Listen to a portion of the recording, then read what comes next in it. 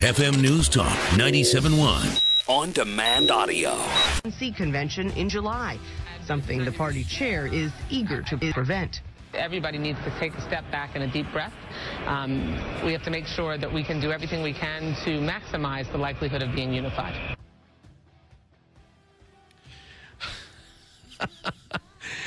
Isn't it fun? Are you having as much fun as I am? Please raise your hand. Don't take your hand off the wheel. Please raise your hand if you're enjoying watching Debbie Wawa Schultz twist in the wind on this Bernie Sanders violence against Barbara Boxer and the Nevada Democratic chairwoman. They're all just so flustered that somebody yelled at them at their convention. They just can't stand it. They don't know why this Bernie guy won't just settle down. I mean, everybody knows Hillary's the nominee, really. Today, the Democrats don't know what to do with themselves. Collectively, they don't know what to do with themselves because where they thought they were going to be able to run roughshod over the Republicans in this election and make fun of Donald Trump the whole time and the violence at the Trump rallies, the tables have kind of been turned. Listen briefly, if I've got the laptop up over here, Liz. Listen this morning as we got a glimpse of the bias in the national media. This from Oprah's right-hand woman, Gayle King, on the CBS Morning Show with her question to John Dickerson when they were talking about this Sanders fluff-up.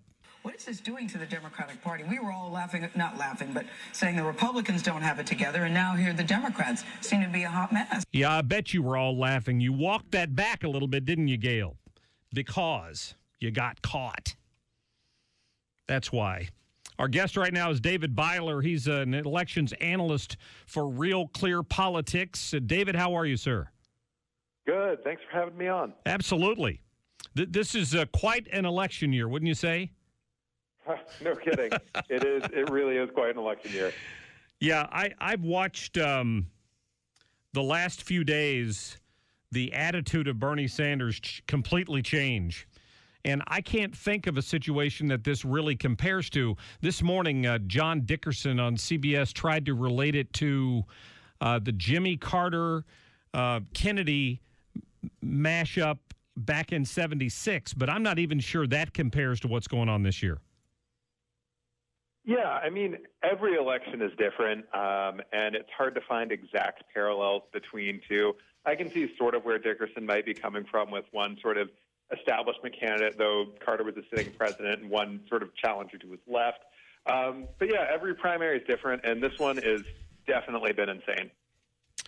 So does this help Donald Trump? I mean, the latest poll, I think it was a Fox News poll in this case that came out yesterday, shows Trump leading nationally. I know all that really matters is that you lead in the states where the Electoral College is going to win the race for you. But this is the first one where I've seen him put a little separation between himself and Hillary Clinton. Yeah. So on your last point, in terms of Donald Trump leading in the polls, so the Real Clear Politics average, we take a bunch of different polls, look at them, average them together, has Clinton up by about 3 points, but Trump has been gaining. We've been picking that up sort of across all the different polls that we study. And I think that shows that the Democratic disunity is good for Trump in the moment. I'm personally of the opinion that the Sanders supporters will probably come back into the fold once Hillary Clinton officially clinches the nomination. I think they're going to take a hard look at Clinton, take a hard look at Trump, decide, we agree with Clinton on a lot more than we agree with Trump, and sort of fall into line. But for the time being, Trump has been uniting Republicans. There's still some discord on the Democratic side, to put it mildly, and that's helping Trump in these head-to-head polls. Yeah, I was just looking at your general election page there on Real Clear Politics, which, by the way, for my listeners, it's a regular spot for me to check in before I do my show because I want to see sort of what the summary is of these polls across the country. So Fox News, the poll showed Trump +3. Rasmussen came out with a poll showing him +5.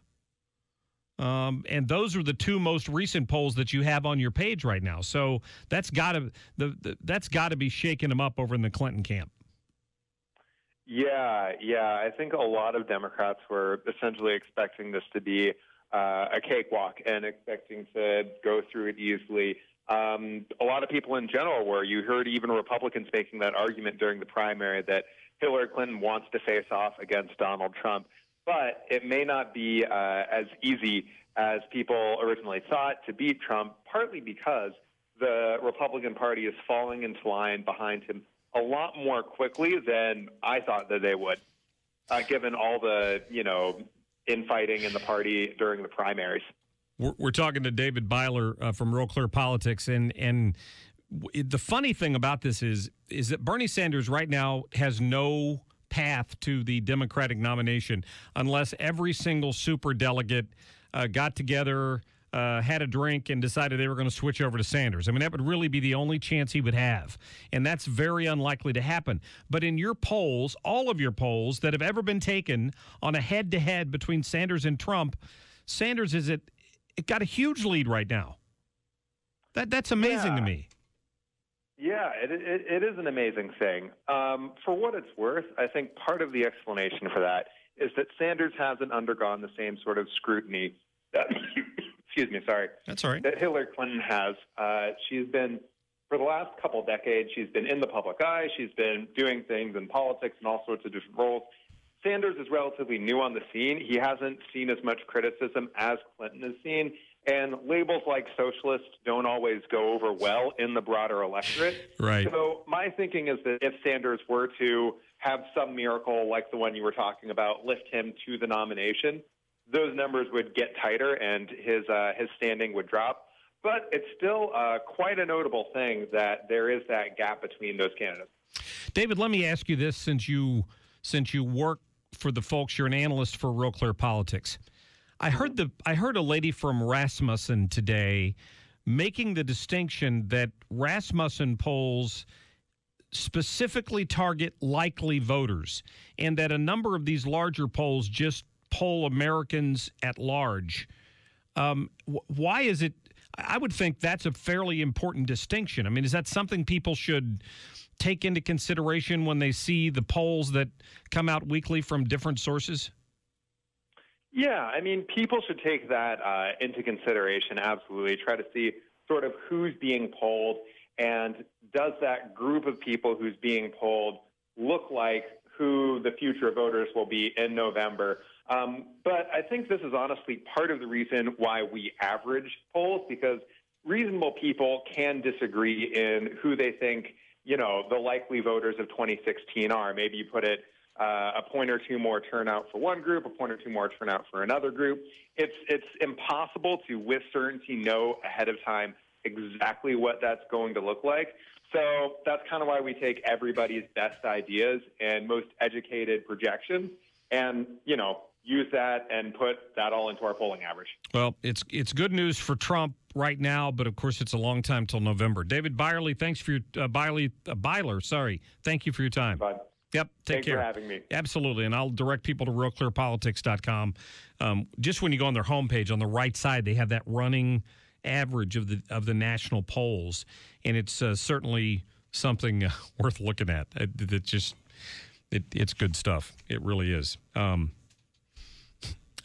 Who could have imagined 7-8 months ago we'd be where we are today, and that Bernie Sanders, with no clear path to his nomination, is promising to stick around to the convention, just like Ted Kennedy did to Jimmy Carter back in '76.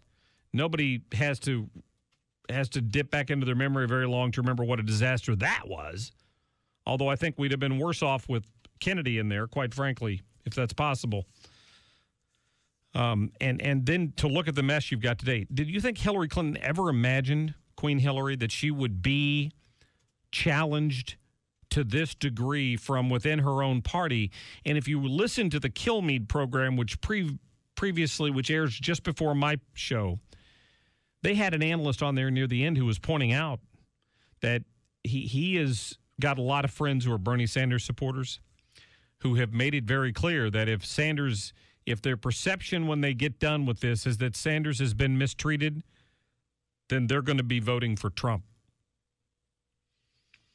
So if the assumption is unity on the part of the Democratic Party, Republicans may have people who don't stick to that, who don't unify, who refuse to go vote for some odd reason, which, of course, is in and of itself a choice.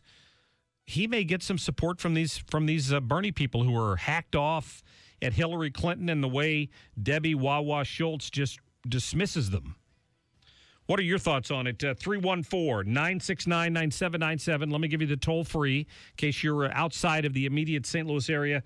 866-455-9797. Your phone calls and the latest on the latest dust up on the transgender bathroom issue when we come back.